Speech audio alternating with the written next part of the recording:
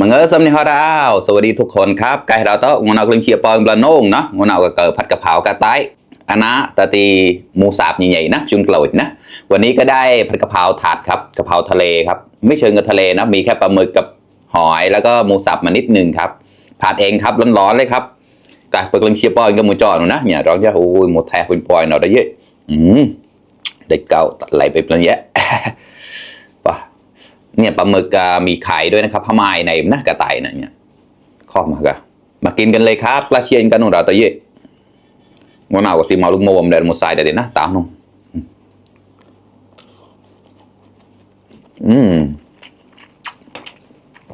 อร่อยผัดเองอร่อยเองขนาดเก๋ๆเราตะเยะ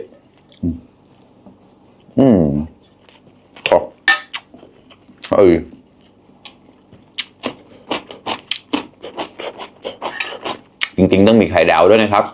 ไม่ได้ไปตลาดเลยไม่มีไข่ดาวเปิดตู้เย็นมาไม่มีอะไรเลยก็เลยได้แค่นี้แต่ก็โอเคอยู่ครับชอบใบกะเพราเยอะๆนะเนี่ยรัดอะกล้าร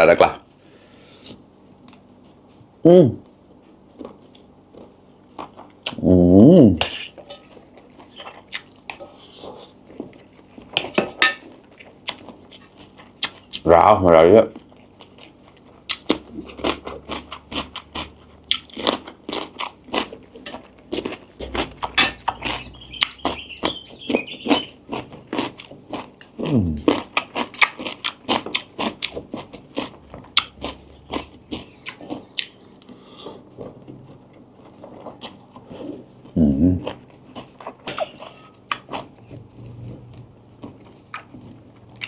กล้า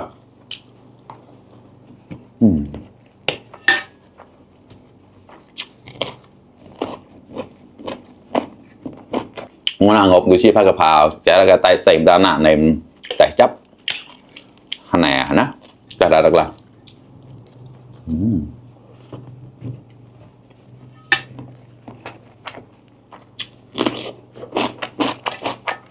มันก็กูชีป้อนกำจ่อยเราได้เยอะใครที่ยังไม่ได้กินข้าวมากินข้าวด้วยกันครับตักข้าวมาแล้วมากินด้วยกันเลย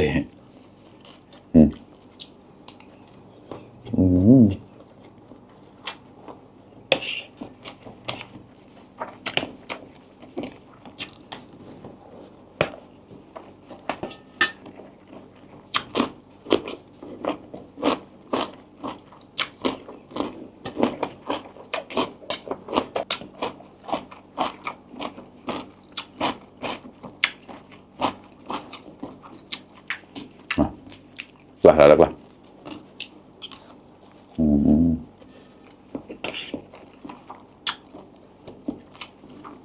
อร่อยมากใช้พริกแห้งนะครับปลากุเก่านะ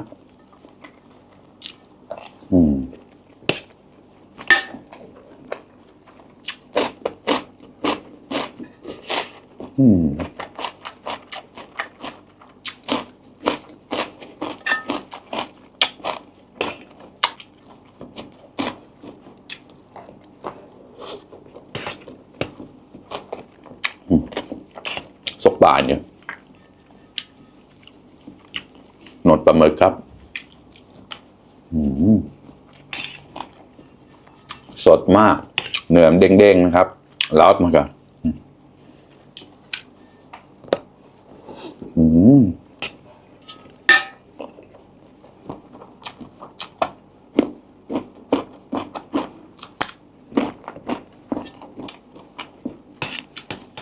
ถ้ามีไข่ดาวด้วยแล้วก็น้ำซุปด้วยโอ้จะดีมากเลยก็ใช่ไหมจันกระจุนตะตีไอโซดนี่ปลาดิเช่เราได้เยอะเนี่ยเปล่าแล้วก็นี่ใช่กะเชื่อความแล้ว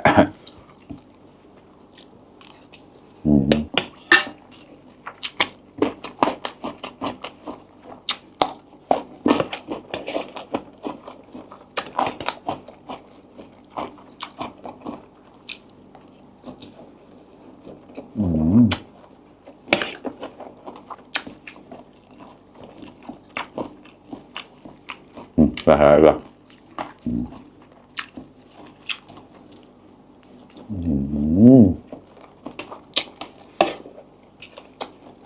มาก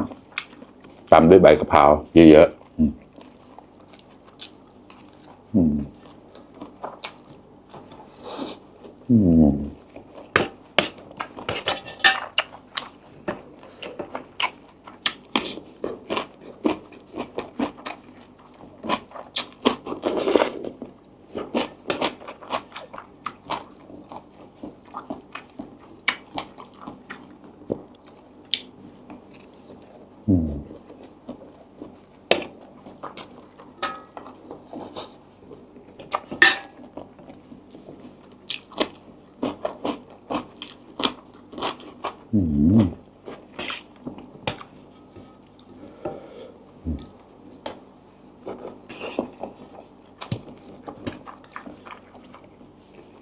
ครับ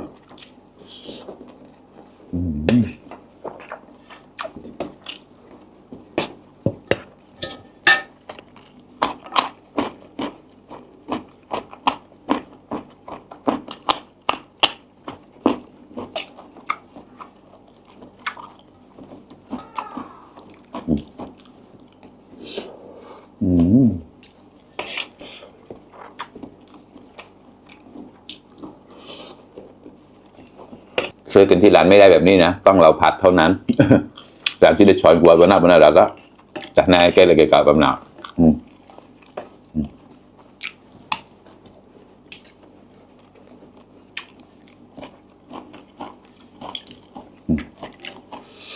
สปานเนี่ย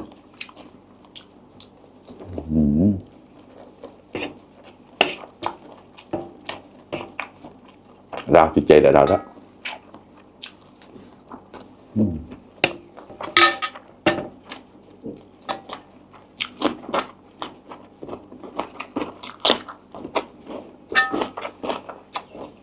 นายไปมองนะปลาเกลือมาเลยเขาบอกเราเยอะฝนตกทุกวันเลยครับทีนี้มา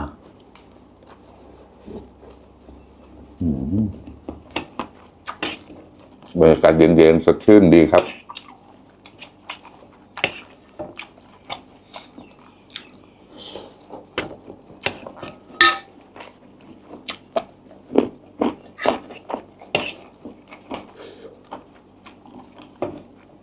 กล้าแล้วกล้าจันออนหมดแท็กระยะเราตัวเยอะ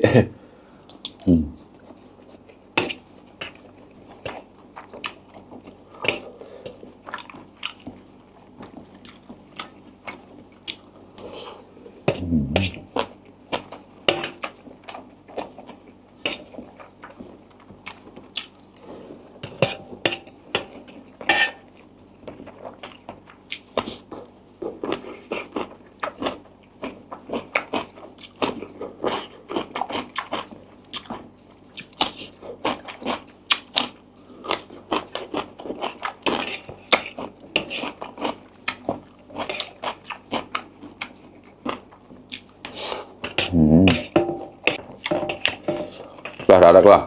เสกหมดจานนะคำสุดท้ายครับ